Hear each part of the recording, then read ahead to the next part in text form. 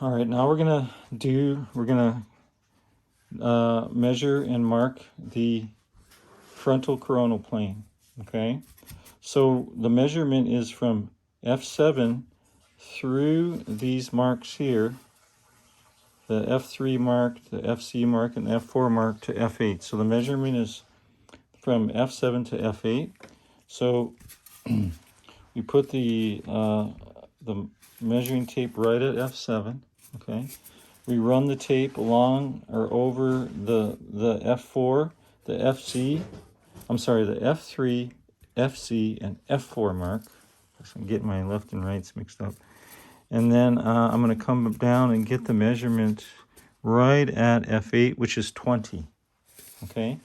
Now the distances between the electrodes in the frontal coronal plane is 25% of the distance between F7 and F8.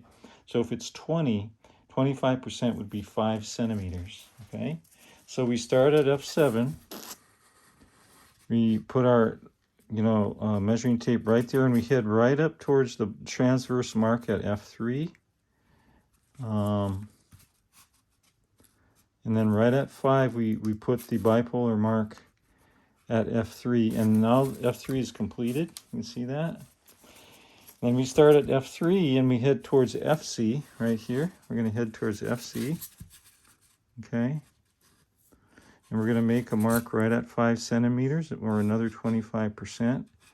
And if you remember, the front one is my original, the mark that I'm going to use. We adjusted there. And then you go back here and you put it at F8, and you run the tape right up to the F4 transverse mark, and you put a mark right at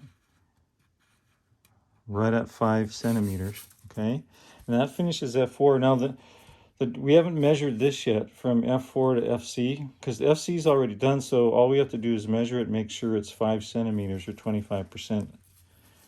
And so if I put my measuring tape there, and it's about 5.2, which is pretty good.